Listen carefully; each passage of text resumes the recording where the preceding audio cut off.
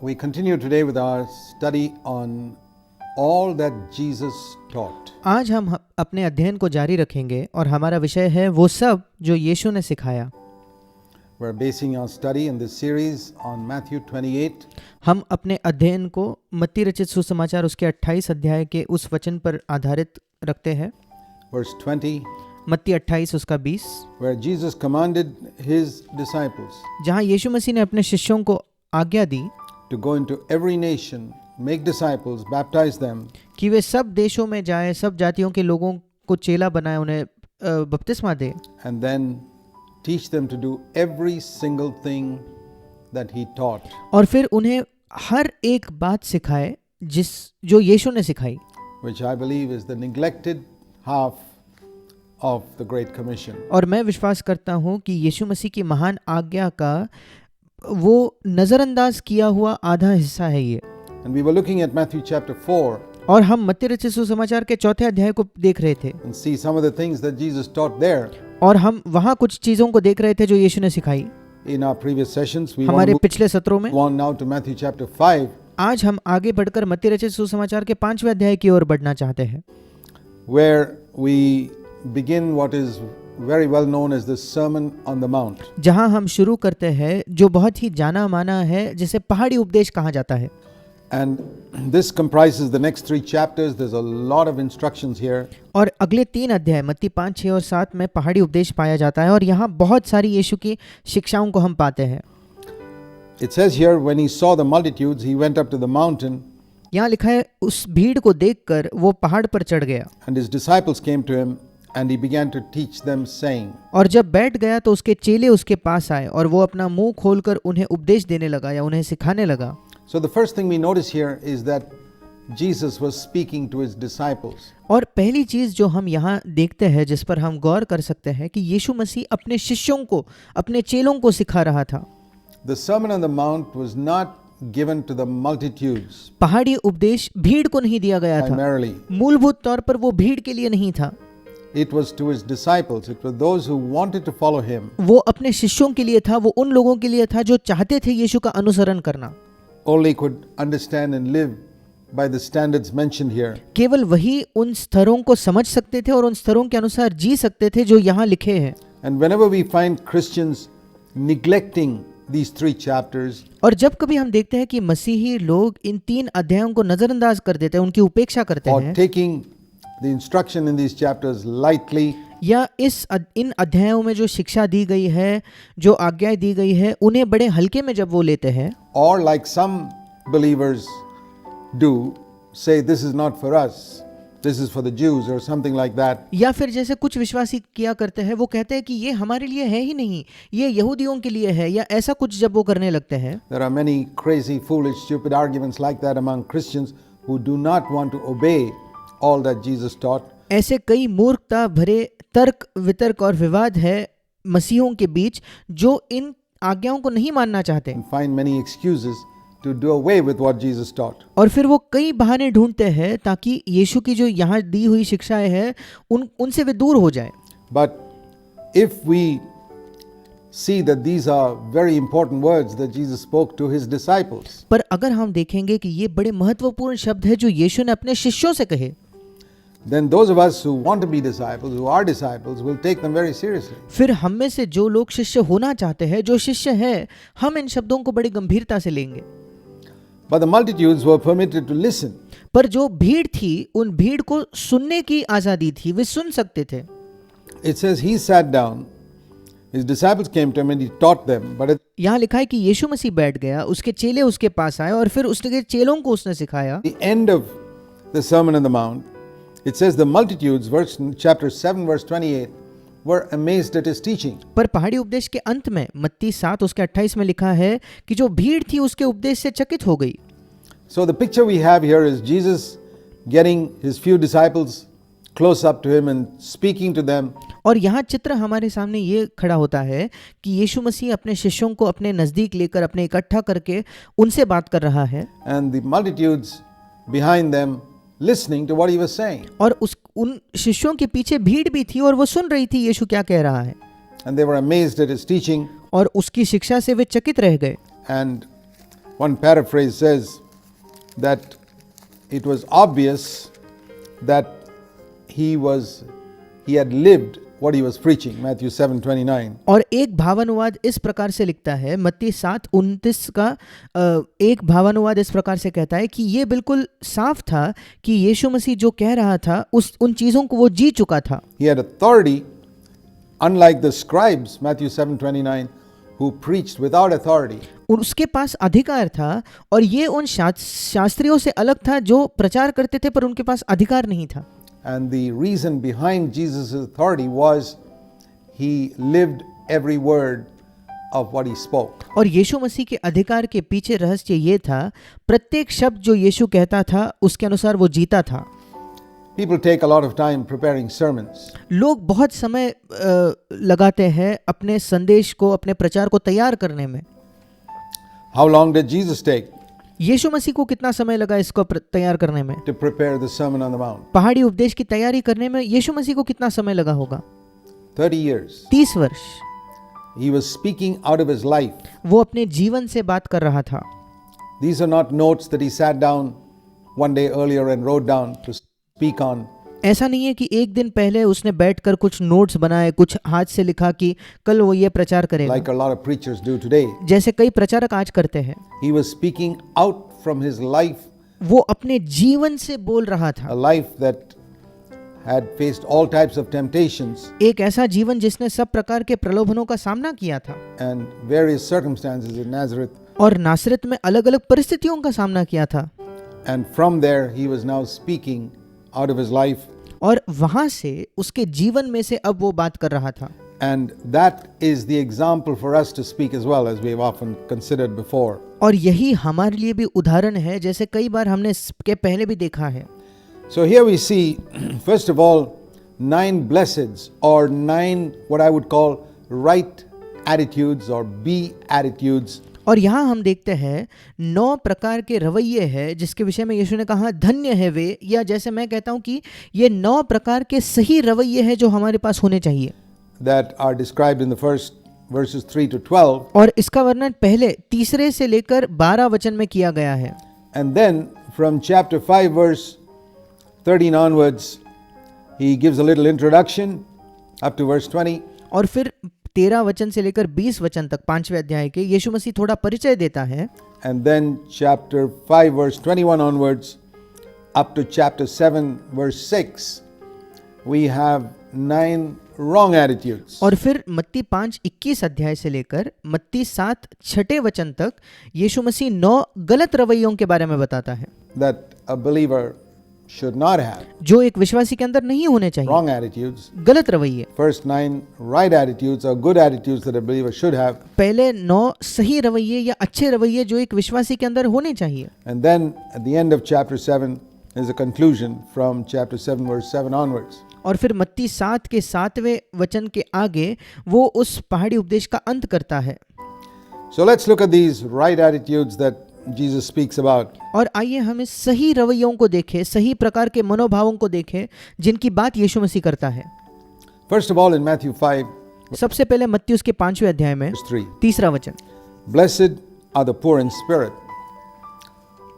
And धन्य है वे जो मन के दीन है, या जैसे इंग्लिश में लिखा है जो मन में गरीब है. this word blessed can mean happy, or like the Amplified Bible says, someone to be envied. If you want to envy somebody on earth, don't envy the rich person, don't envy the famous person, don't envy the good-looking person, but envy the one who is poor in spirit. और जैसे इस धन्य शब्द को हम दूसरा शब्द कह सकते हैं कि वो बहुत ही खुशहाल या आनंदित व्यक्ति है, या जैसे एम्प्लीफाइड बाइबल कहता है एक ऐसा व्यक्ति जिससे आप ईर्ष्या कर सकते हो. अगर आप इस पृथ्वी पर किसी व्यक्ति की ईर्ष्या करना चाहते हो तो जो सबसे धनवान है उसकी ईर्ष्या मत करो, जो सबसे महान है उसकी ईर्ष्या मत करो, जो सबसे सुंदर दिखता है उसकी ईर्ष्या मत करो, बल्कि उस व्यक्ति की ईर्ष्या करो जो मन में दीन है, मन में गरीब है. Because the kingdom of heaven belongs to him. क्योंकि स्वर्ग का राज्य उसी का है.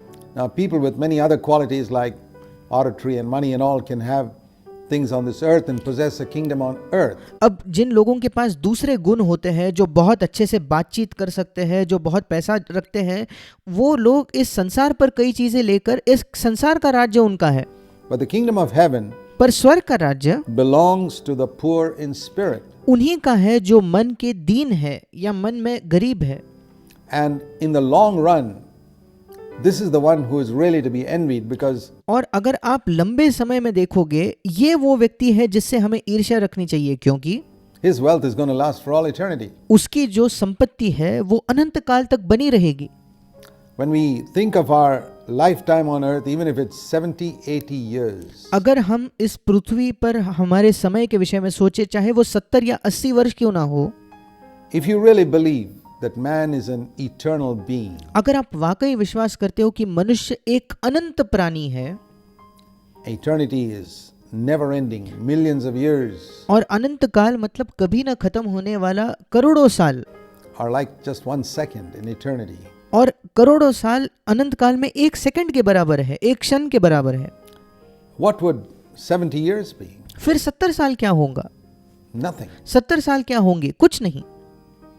Even in 2 Peter it says 1,000 years is like one day before the Lord, और दूसरा पतरस भी कहता है कि 1000 वर्ष परमेश्वर के सामने एक दिन के बराबर है, and one day is like 1,000 years. और एक दिन 1000 वर्षों के बराबर। So in the light of eternity, our entire life on earth is very short. और अनंत काल के ज्योति में हमारा पृथ्वी का जीवन बहुत ही छोटा है।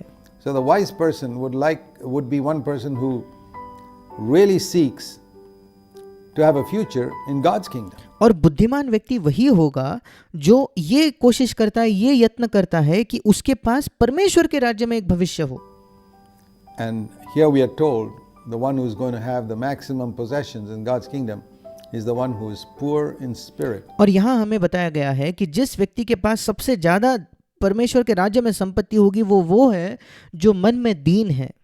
Now this is a phrase which is not understood much because most people don't seek to understand these statements of scripture. They just read and move on. अब ये एक ऐसा वाक्य है जो कई लोग नहीं समझ पाते, क्योंकि अधिकतर लोग बाइबल के इन वचनों को अच्छे से समझने की कोशिश नहीं करते, वो केवल एक बार उसे पढ़ते हैं और आगे चले जाते हैं। But it's good for us to think in terms of an illustration. पर हमारे लिए अच्छा है अगर हम एक उदाहरण के तौर पर, एक चित्र के तौर पर सोचे तो।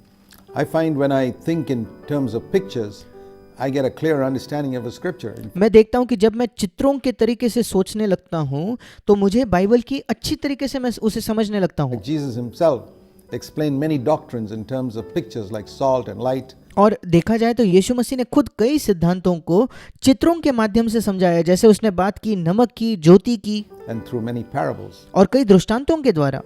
So when we compare poor in spirit with poor in body, और इसलिए जब हम तुलना करते हैं मन में दीन होना या मन में गरीब होना और शरीर में गरीब होना, because man is spirit, soul and body, and we understand what it is to be poor in body. क्योंकि मनुष्य जो है वो आत्मा, प्राण और शरीर है, और हम शरीर में गरीब होने का क्या अर्थ है उसे समझते हैं।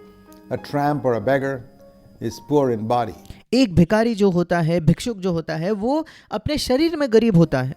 He does not have what it takes for his bodily needs. A really poor beggar उसके पास अपने शारीरिक आवश्यकताओं के लिए पर्याप्त नहीं होता। एक वाकई में जो बहुत ही गरीब भिखारी है, who is living on the streets, जो शायद सड़कों पर जीता है, he would go from house to house begging for his needs. वो घर घर जाकर अपने जरूरतों के लिए भीख मांगेगा, And very often they get just a little और कई बार उन्हें बहुत थोड़ा मिलता है, to survive for the day. जिसके माध्यम से वो केवल उसी दिन के लिए उसी दिन का गुजारा कर सकते हैं, And they got to come back to the same house और फिर उसी घर में उन्हें लौट कर आना पड़ता है to receive some more for the next day. कुछ और प्राप्त करने के लिए अगले दिन के लिए। So applying that to poor in spirit, अगर हम इसी सत्य को लागू करें आत्मा में दीन या आत्मा में गरीब होने के विषय में, it means here is a person who is aware of his spiritual need every day. फिर उसका मतलब ये होगा कि यहाँ एक ऐसा व्यक्ति है जिसको प्रतिदिन अपने आत्मिक जरूरत की, आत्मिक आवश्यकता का एहसास है, Just like that beggar बिल्कुल उस भिखारी के समान। is aware of his physical need every day वो प्रतिदिन अपने शारीरिक आवश्यकता को महसूस करता है, उसके बारे में एहसास रखता है, and goes to some generous man's house और किसी उदार व्यक्ति के घर में वो जाता है। and if the man asks him, what about what I gave you yesterday? अगर वो उदार व्यक्ति उससे प्रश्न करे, अरे कल जो मैंने तुम्हें दिया उसका क्या हुआ? He would say, well, that was finished yesterday. The फिर वो भिखारी कहेगा, वो तो कल ही खत्म हो गया। money you gave me yesterday was just enough for yesterday's need. I'm कल जो आपने मुझे पैसा दिया वो कल के जरूरत के लिए पर्याप्त था। again in need. I'm penniless.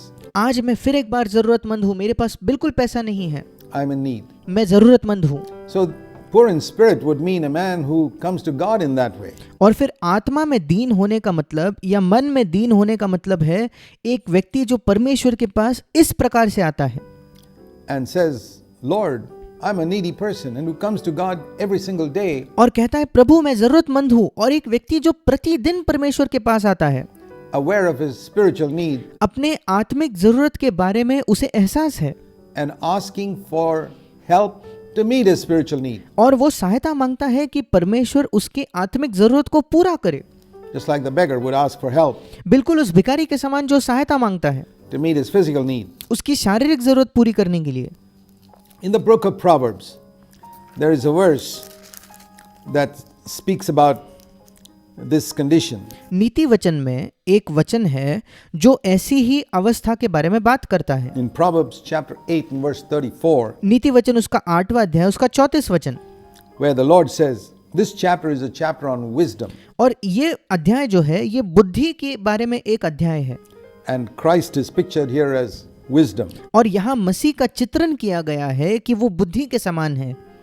I, wisdom, as you read in verse 12. जैसे आप 12 वचन में पढ़ते हो, मैं जो बुद्धि हूँ। And it was through wisdom that the world was created.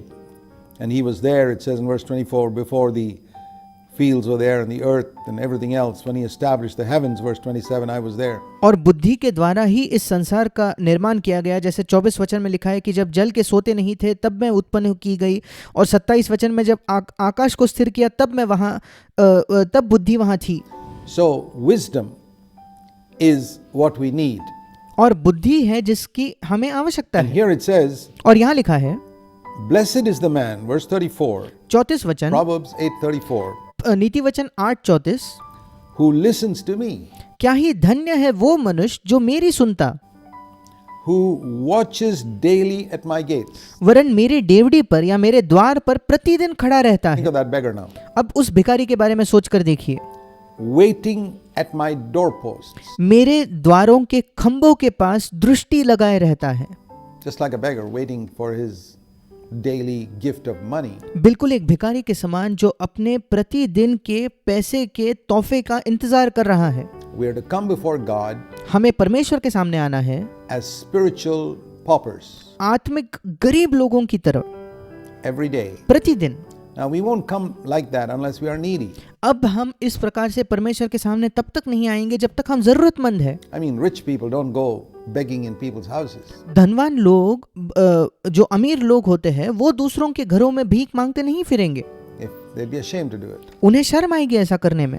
But a beggar is not ashamed because he's needy. He पर एक भिखारी को शर्म नहीं आती क्योंकि वो जरूरतमंद है, doesn't have money for food or उसके पास भोजन के लिए पैसा नहीं है, his daily necessities, उसके प्रतिदिन की जरूरतों के लिए उसके पास पैसा नहीं है। and he's aware of that. And it's only the person who is aware of his spiritual need every day who will come before God every single day. और उससे इस बात का एहसास है, जानकारी है कि उसके पास कुछ नहीं है, और एक वही व्यक्ति जिसको अपनी आत्मिक आवश्यकता का एहसास है वो प्रतिदिन Say, Lord, I'm a needy person. जो प्रतिदिन अपने आत्मिक आवश्यकता को जानता है, आत्मिक जरूरत को जानता है, वो प्रभु के पास आएगा और कहेगा प्रभु मैं एक जरूरतमंद व्यक्ति हूँ, Please give me wisdom for today. कृपया मुझे आज के लिए बुद्धि दीजिए। And it says here in verse 35, he who finds me finds life. और 35 वचन कहता है क्योंकि जो मुझे पाता है वो जीवन को पाता है। So this is what it means to be poor in spirit, और यही मतलब है आत्मा में दीन होने का, to be aware of our spiritual need constantly, कि हमें जानकारी हो, हमें एहसास हो, हमारे आत्मिक जरूरत का, आत्मिक आवश्यकता का निरंतर हमें एहसास हो। and the one who is aware of it constantly and seeking for wisdom from God will possess the entire kingdom of heaven or the kingdom of God. और जिसको इस बात की जानकारी है कि उसे बुद्धि की आवश्यकता है, उसे आत्मिक चीजों की आवश्यकता है, वो स्वर्ग के पूरे राज्य उसी का होगा। So if we look at the kingdom of heaven like the riches of God's kingdom. और अगर हम देखें कि स्वर्ग का राज्य परमेश्वर के राज्य के धन के समान है, And the Bible says in Ephesians 1 verse 3 that God has blessed us with every spiritual blessing in the heavenly places in Christ. और बाइबल हमें बताती है इफिसियों की पत्री पहला अध्याय के 3 वचन में कि परमेश्वर ने हमें मसीह में स्वर्गीय स्थानों में सब प्रकार की आत्मिक आशीषें दी है। In chapter 1 and verse 3.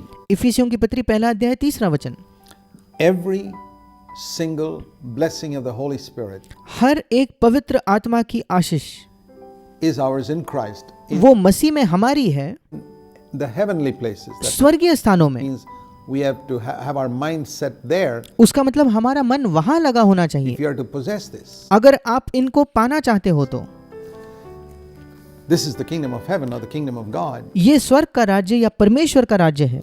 And if we think of that as a huge mansion with 1,000 rooms, is और अगर हम सोचे कि ये एक बड़ा राजमहल है जिसमें हजारों कमरे an हैं, illustration. ये एक चित्र है। The master key that opens every door of that palace is poverty of spirit. और फिर जो चाबी उस दरवाजे के प्रत्येक उस महल के प्रत्येक दरवाजे को खोलती है वो है आत्मा में दीन होना या मन में दीन गरीब होना। Blessed is the one who is poor in spirit.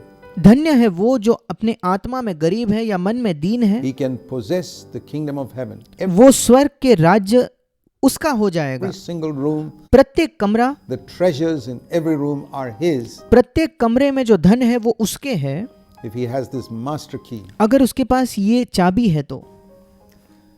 So, now you got the master key. If you want to possess God's kingdom, it's अब आपको वो चाबी मिल गई है अगर आप स्वर्ग के राज्य को प्राप्त करना चाहते हो तो। to be aware of your own need. अपने खुद की जरूरत के बारे में एहसास रखना। Very often, the devil makes us aware of the needs of other people. अब कई बार शैतान हमें अवगत कराता है दूसरों की जरूरत के बारे में। Towards the end of the Sermon on the Mount, Jesus speaks about that, a wrong attitude, judging others. पहाड़ी उपदेश के अंत में यीशु मसीह इसी के बारे में बात करता है, एक गलत रवैया दूसरों का न्याय करना। Just leave them alone. और यीशु कहता है उन्हें छोड़ दो, Judge yourself. अपने आप का न्याय करो। Don't worry about the speck in somebody else's eye. See the log in your own eye. किसी और की आंख के तिनके को मत देखो बल्कि अपने आंख के लट्ठे को देखिए, See your own need. अपने खुद की जरूरत को देखिए। That's where he begins the Sermon on the Mount. पहाड़ी उपदेश का शुरुआत वो वही करता है That's where he ends the Sermon on the Mount. और पहाड़ी उपदेश का अंत भी वो ऐसे ही करता है। Be aware of your own need. Don't अपने जरूरत का एहसास be रखिए, a busybody in other people's matters. दूसरों के मामलों में आप ना पड़े, उसमें आप दिलचस्पी ना रखें। Aware of your own spiritual need, you come before God, wait before Him. अपने आत्मिक आवश्यकता को जानकर आप परमेश्वर के सामने आते हो, परमेश्वर का इंतजार करते हो। And day by day, the thing is not just being aware of it in the beginning. When we first come to Christ, और दिन प्रतिदिन ये नहीं कि एक बार केवल आपको एहसास होता है कि आपको कोई आत्मिक आवश्यकता है। जब हम पहले मसीह के पास आते हैं, we're all aware that we're sinners. We're हम सबको मालूम होता है कि हम पापी हैं। hopelessly lost. हम सब जानते हैं कि बिल्कुल असहाय तौर पर आशाहीन होकर हम खो चुके हैं। And at that time, we are very aware of the fact that we need Christ's help to have our sins forgiven. उस समय हमें एहसास होता है कि हमें मसीह की सहायता चाहिए अपने पापों की क्षमा प्राप्त करने में। But many people stop there. पर कई लोग वहीं रुक जाते हैं। We don't realize that we need God's help for deliverance from this wretched nature. हम ये नहीं देख पाते कि हमें परमेश्वर की सहायता की आवश्यकता है इस बुरे स्वभाव से छुटकारा पाने के लिए। This corrupt nature that we have inherited from Adam, ये भ्रष्ट स्वभाव जो हमने आदम से विरासत में पाया है, which has everything in it contrary to the nature of Christ. जिसके अंदर हर वो चीज है जो मसीह के स्वभाव के विपरीत है। And if we are longing for that, we'll come aware of our own need and we won't be begging for looking at other people's needs. और अगर हम उस बात का हमें इस बात का एहसास है तो हम अपनी जरूरत को देखकर उस इच्छा उस लालसा के साथ आएंगे और हम दूसरों की जरूरतों को नहीं देखेंगे। Tramp or a beggar comes to a house asking for himself. कोई भी भिखारी जो हमारे घर पे आता है वो अपनी जरूरत पूरी करने के लिए पैसा मांगता है। And that's how we got to come to God और वैसे ही हमें परमेश्वर के पास आना है and say, Lord, I am a needy person. और कहना है कि प्रभु मैं एक जरूरतमंद व्यक्ति हूँ, I'm needy. मैं जरूरतमंद हूँ। It's very easy, as I said, to recognize that the day we are born again, but 50 years after we are born again, we still need to live recognizing our need. और जैसे मैंने कहा, जिस दिन हमारा नया जन्म होता है उस दिन बड़ा आसान है ये पहचानना कि मैं ज़रूरतमंद हूँ, पर उसके 50 साल बाद हमें ये जानने की ज़रूरत है कि तब भी हम ज़रूरतमंद हैं, तब भी हमारी आवश्यकता है। I'm personally very thankful that God has opened my eyes to see this मैं व्यक्तिगत तौर पर बहुत धन्यवादी हूँ कि परमेश्वर ने मेरी आंखें खोली है ये देखने के लिए as the great secret of the Christian life, कि ये मसीही जीवन का बड़ा रहस्य है to be aware of my need even today, कि आज भी अपने ज़रूरत के बारे में मैं एहसास रखूँ 52 years after I'm born again, मेरे नए जन्म के 52 वर्षों बाद, to come before God empty-handed कि मैं परमेश्वर के सामने खाली हाथ लेकर आऊँ and say, Lord, I need you. और कहूँ कि प्रभु मुझे तेरी आवश्यकता है। The picture that Jesus used of the branch in the tree, जिस चित्र का इस्तेमाल यीशु ने किया कि उस डाली में उस पेड़ में वो डाली बनी रहती है, I'm the vine and you're the branches, he said. उसने कहा मैं दाखलता हूँ तुम डाली हो। A branch is always aware of its need. If a एक डाली जो होती है वो हमेशा अपने जरूरत को जानती branch है। has been in a tree and produced mangoes for 50 years, अगर कोई डाली एक पेड़ में बनी रहकर 50 वर्षों तक उसने अच्छे आम लाए हैं तो it still needs to remain in the tree to produce a mango this year. उसके बाद 50 वर्षों के बाद इस साल अगर उसे आम देना है तो आज भी उसकी आवश्यकता है कि वो उस पेड़ में बने रहे।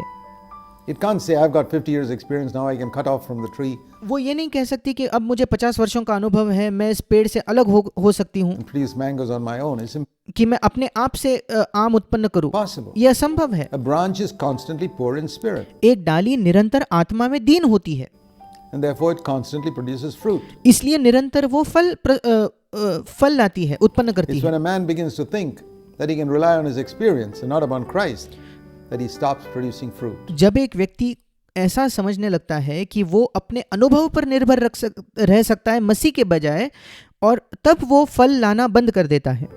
Now let me also add one other thing. मैं एक और चीज जोड़ना चाहूंगा। The branches that have laden down with the most fruit are the ones that bend low the most.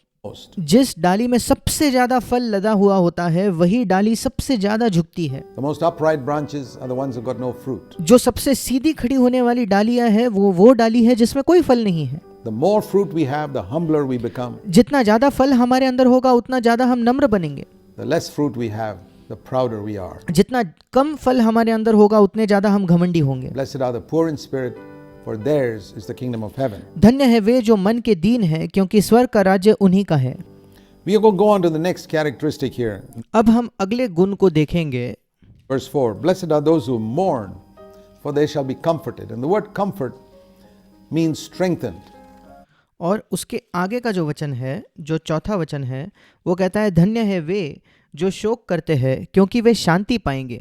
और ये जो शब्द है शांति, या इंग्लिश में जो कंफर्ट शब्द है, उसमें सामर्थ का प्रतीक है। It's got the little word F-O-R-T right in the middle of it. Fort.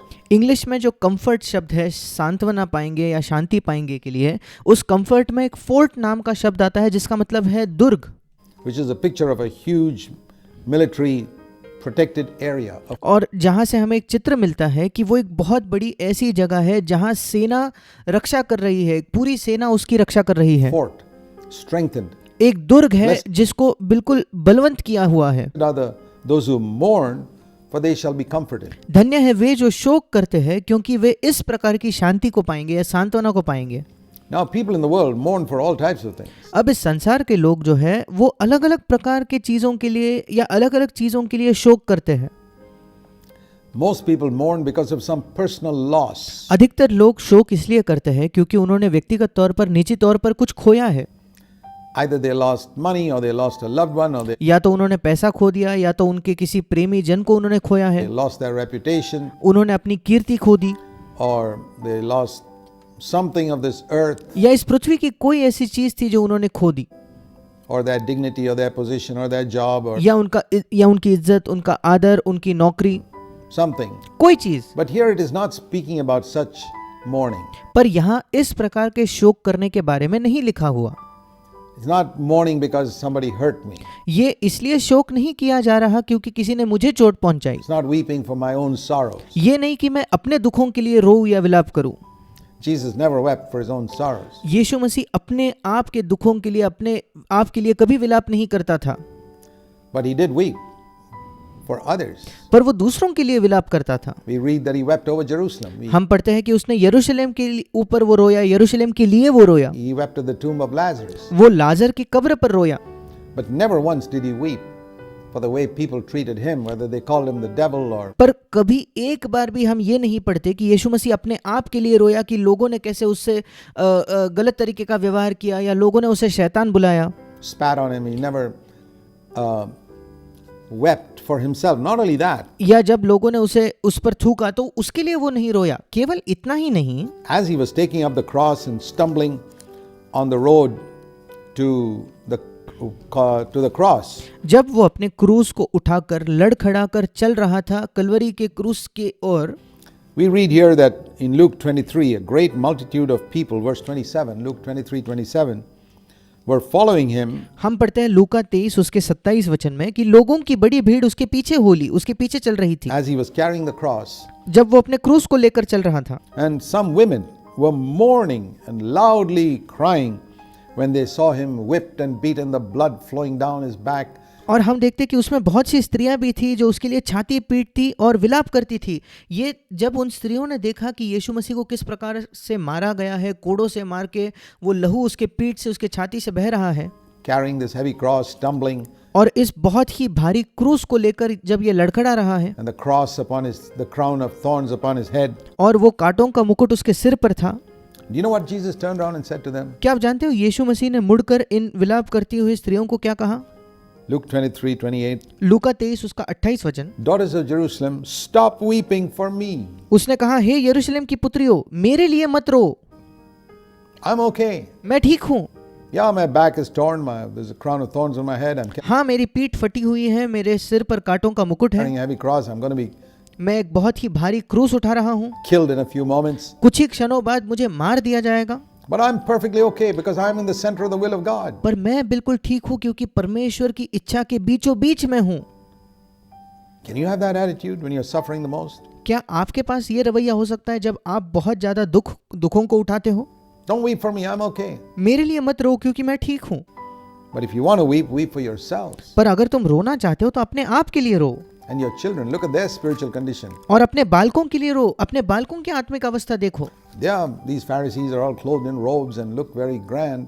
ये फरीसी जो लोग हैं बहुत ही सुंदर वस्त्रों को पहनकर बहुत ही आकर्षक और अच्छे दिख रहे हैं, But look at their spiritual condition. पर उनकी आत्मिक अवस्था What's देखो, going to happen? उनके साथ क्या होने वाला In है। the day when Christ comes back and they say to the mountains to fall on us and cover us, Luke 23:30. लूका 23:30 कहता है जब मसीह वापस लौटेगा उस दिन वे तो पहाड़ों से कहेंगे कि हम पर गिरो। So there's the attitude of Jesus. He didn't have any tears for his own griefs. और यहाँ हम यीशु के रवैये को देखते हैं कि उसके अपने दुखों के लिए उसके पास कोई आंसू नहीं थे। Like the song says, but sweat drops of blood for my griefs. जैसे वो गीत भी कहता है कि उसके अपने दुखों के लिए उसके पास कोई आंसू नहीं थे, पर वो लहू के आंसू रोया मेरे दुखों के लिए। This is the true disciple of Jesus who mourns. He mourns because he's not Christ-like. ये यीशु मसीह का सच्चा शिष्य है जो शोक करता है। वो शोक करता है क्योंकि वो अभी मसीह जैसा नहीं है। He mourns when he has sinned. वो शोक करता है जब वो पाप करता है, He mourns when he has slipped up. जब वो फिसल चुका है तब वो शोक करता है।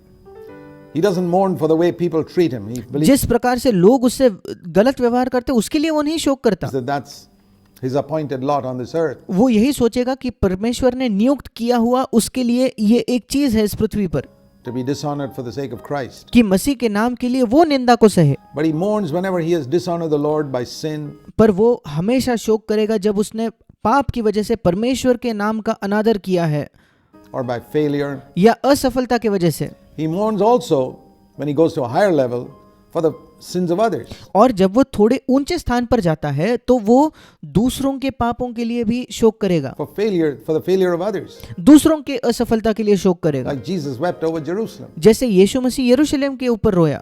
So this is the mourning spoken of here. और यहाँ इस प्रकार के शोक करने के विषय में लिखा है, Blessed are those who mourn, for they shall be strengthened. धन्य है वे जो शोक करते हैं क्योंकि वे सामर्थ पाएंगे, उनको सामर्थ मिलेगा। Perhaps the reason why some of us are not being strengthened is because we're not mourning for our sin. शायद हम में से कुछ लोग उस सामर्थ को नहीं पा रहे, उसका कारण यही है कि हम अपने पाप के लिए शोक नहीं कर रहे। And it's a higher level to go beyond that, और ये एक ऊंचा स्तर है कि हम इससे भी बढ़कर to mourn for the sins of others. दूसरों के पाप के लिए भी शोक करें। The Apostle Paul had reached that higher level. प्रेरित पौलुस जो था, ऐसे ऊंचे स्थान तक वो पहुंच गया था। He says to the Corinthians who had failed so miserably, और कुरिन्थियों की कलीसिया के लिए जो बहुत ही बुरी तरीके से असफल हो गए थे, he tells them in 2 Corinthians chapter 12, वो उन्हें दूसरे कुरिन्थ उसके 12वें अध्याय में बताता है। he says, when I'm afraid, 2 Corinthians 12 and verse 21, दूसरा कुरिन्थ 12 अध्याय उसका 21 वचन, he says, when I come to you, my God will humble me before you. और वो कहता है कहीं ऐसा ना हो कि मेरा परमेश्वर मेरे फिर से तुम्हारे यहाँ आने पर मुझ पर दबाव डाले। Why should God humble Paul? या इंग्लिश में लिखा है मुझे नम्र करे। अब परमेश्वर क्यों पौलुस को नम्र करेगा? He's lived such an upright life, अब पौलुस तो इतना सीधा जीवन जिया है, conscious of no sin against himself. अपने आप के विरुद्ध उसे किसी पाप के विषय में जानकारी नहीं थी। But he says, I will mourn over many of you और वो कहता है और मुझे बहुतों के लिए फिर शोक करना पड़े, तुम में से बहुतों के लिए who have sinned जिन्होंने पहले पाप किया था in the past and who have not repented और जिन्होंने अब तक मन नहीं फिराया है, of your impurity and immorality अपने गंदे काम और व्यभिचार और लुचपन से मन नहीं फिराया है। and sensuality.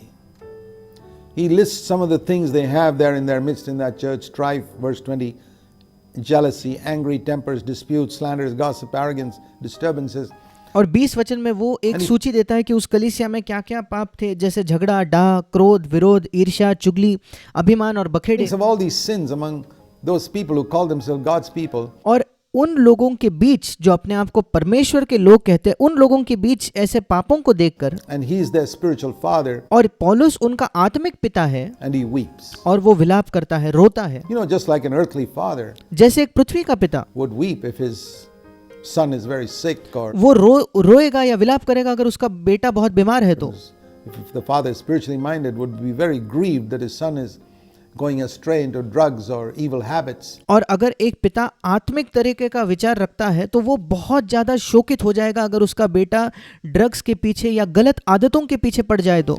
Paul was a spiritual father to the Corinthians. पौलुस कुरिन्थियों का आत्मिक पिता था And every true Christian shepherd or pastor should be a spiritual father to his flock. और हर एक मसीही चरवाहे को या पासवान को अपने झुंड के लिए एक आत्मिक पिता होना चाहिए। And one mark of the fact that he's a father is और वो एक आत्मिक पिता है, उसका एक चिन्ह ये है that he won't just criticize the flock, he will weep over them. Like वो केवल अपने झुंड की आलोचना नहीं करेगा, वो उनके लिए शोक करेगा, उनके लिए रोएगा, Paul wept over the Corinthians. जैसे पौलुस कुरिन्थियों के लिए रोया। Only such a man is fit to be a spiritual leader.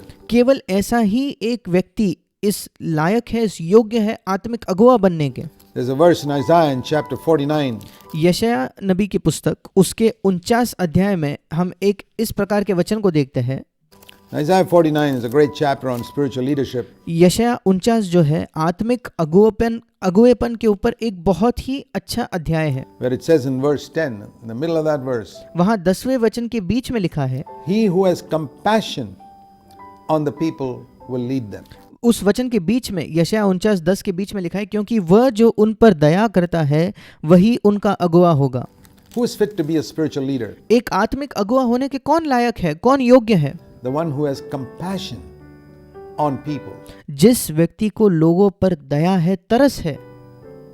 And so this mourning refers to mourning for oneself, for one's own sin, one's unlikeness to Christ. और ये शोक जो है ये पहले तो अपने आप के बारे में, अपने आप के पाप के विषय में, अब तक हम खुद मसीह जैसे नहीं बन गए उसके विषय में ये शोक है, And mourning for others. और दूसरों के लिए ये शोक We है। will be strengthened if we do that. अगर हम ये करेंगे तो हम सामर्थ पाएंगे And we will find strength to be able to strengthen other people as well और हम इतनी सामर्थ पाएंगे कि हम दूसरों को भी सामर्थ दे पाएंगे if we go along this way. अगर हम इस मार्ग पर चले तो। Thirdly, it says in verse 5, a third right attitude. तीसरी बात वहां लिखी है 5वें वचन में, एक तीसरा सही रवैया। Blessed are the gentle, or those who are humble and meek, for they shall inherit the earth. धन्य है वे जो नम्र है, या जैसे इंग्लिश में लिखा है धन्य है वे जो कोमल है, क्योंकि वे पृथ्वी के अधिकारी होंगे। And I think this refers to those who will not fight for their rights. और मैं सोचता हूँ कि इसका तात्पर्य उन लोगों से है जो अपने अधिकारों के लिए, अपने हकों के लिए नहीं लड़ेंगे, Who will not retaliate when ill-treated. जब उनसे गलत व्यवहार किया जाता है तो वो बदला लेने के लिए फिर एक बार दूसरों से नहीं बुरा व्यवहार करेंगे। Those who are meek means, like Jesus, when his rights were taken away, he would not fight back. जो नम्र है उसका मतलब जब यीशु मसीह के समान जब उसके अधिकारों को छीन लिया गया तो उसने पलट कर लड़ाई नहीं की, झगड़ा नहीं किया। He would not curse those who cursed him. जिन लोगों ने उसे श्राप दिया, यीशु मसीह ने उन्हें श्राप नहीं दिया। He would not pray for God's judgment वो ये प्रार्थना नहीं करता था कि परमेश्वर का न्याय उन पर आ जाए, on those who crucified him. जिन लोगों ने उसे क्रूस पर चढ़ाया उन पर।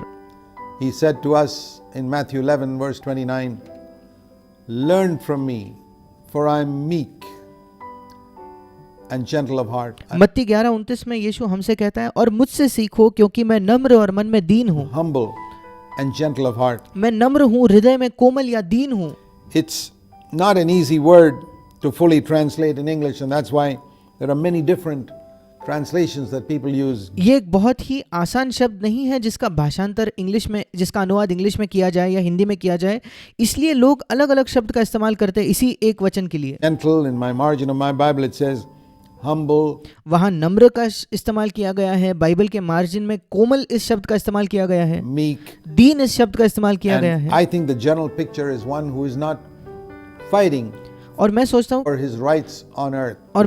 कि इसका चित्र ये है कि एक ऐसा व्यक्ति जो पृथ्वी पर अपने अधिकारों के लिए लड़ नहीं रहा, Because it says here, they shall inherit the earth one day. क्योंकि यहाँ लिखा है वे पृथ्वी के अधिकारी होंगे एक दिन।